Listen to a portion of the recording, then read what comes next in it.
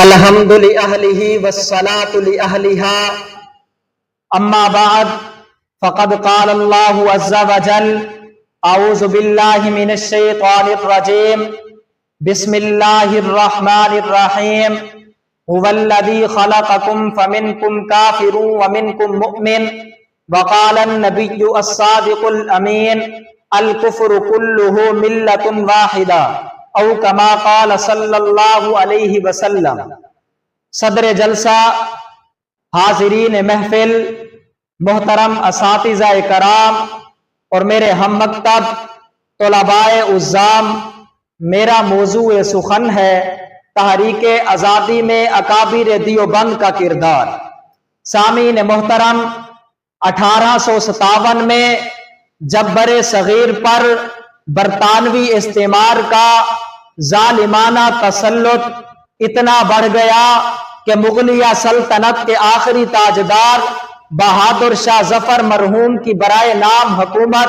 سمٹ کر دہلی کے لال قلعے تک محدود ہو گئی، تو برِ صغیر میں جہاد آزادی کی ایک ملک گیر تحریک اٹھی جس میں دار ارقم اور صفہ کے تعلیم یافتہ تلامذہ رسول صلی اللہ علیہ وسلم کے پیروان پاک تینت کی مقدس جماعت یعنی بوریا نشین ملا، مسجد کے امام اور خانقاہوں کے پیشوا حضرت حاجی امداد اللہ مہاجر مکی کی سرپرستی، مولانا قاسم نانوتوی کی قیادت و سیادت، مولانا رشید احمد گنگوہی جیسے علم و اتقاء کے کوہ ہمالا اور حافظ ضامن شہید جیسے اہل اللہ کی معیت میں رسم شبیری ادا کرتے ہوئے میدان کارزار میں اترے۔ قریب تھا کہ اس مسلح جد و جہد کے نتیجے میں انگریز الٹے پاؤں بھاگنے پر مجبور ہو جاتا، مگر شومی قسمت کے ننگے ملت، ننگے دین، ننگے وطن کے مصداق کچھ آستین کے سانپوں نے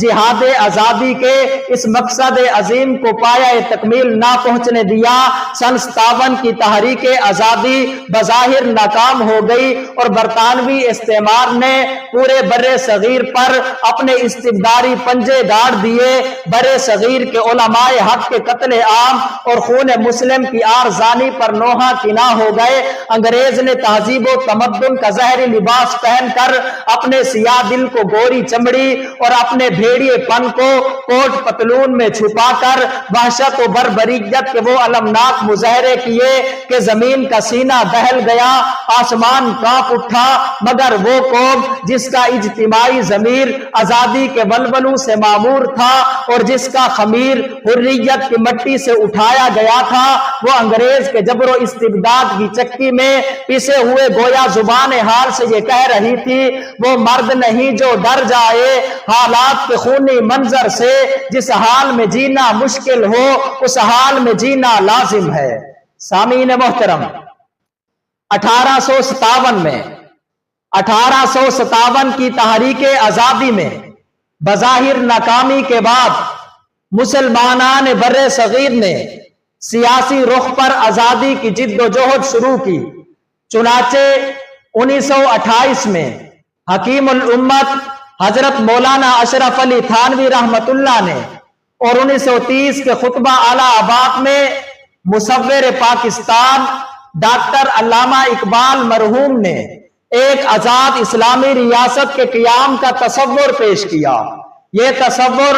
هو الذی خلقکم فمنکم کافر ومنکم مؤمن کے فرمان خداوندی کی روشنی میں دو قومی نظریے پر مبنی تھا۔ اسی دو قومی نظریے کی بنیاد پر مسلم لیگ کے صدر قائد اعظم محمد علی جناح کی قیادت و سیادت میں علامہ شبیر احمد عثمانی، علامہ ظفر احمد عثمانی، مفتی اعظم مفتی محمد شفیع اور کل ہند جمعیت علماء اسلام کے دیگر اکابر کی معیت و رفاقت میں برِ صغیر کے مسلمانوں نے پوری قوت سے ایک آزاد اسلامی ریاست کے قیام کا مطالبہ کیا۔ مسلم بھائی پاکستان کا مطلب کیا؟ لا الہ الا اللہ کے پرجلال نعروں سے فضائے ہند گونج اٹھی۔ ذات بات اور رنگ و نسل کی طبقاتی تفریق سے بالا تر ہو کر قومی, قبائلی, وطنی اور لسانی عصبیت کی بجائے اسلامی اخوت و وحدت کی بنیاد پر آزادی کا سفر شروع ہوا. لاکھوں شہداء کا خون اور کروڑوں مسلمانوں کی تمنا رنگ لائی. بالآخر 14 اگست 1947 میں مملکت خدا داد یعنی اسلامی جمہوریہ پاکستان ایک آزاد اسلامی ریاست کے طور پر دنیا کے نقشے پر ابھرا. یوں فرزندان توحید و رسالت نے اپنے عمل سے ثابت کیا کہ باطل سے دبنے والے اے آسمان نہیں ہے ہم 100 بار کر چکا ہے تو امتحان ہمارا. توحید کی امانت سینوں میں ہے ہمارے, آسان نہیں مٹانا نام و نشاں ہمارا. سامعین محترم, قیام پاکستان کے بعد پرچم کشائی کی پہلی تقریب میں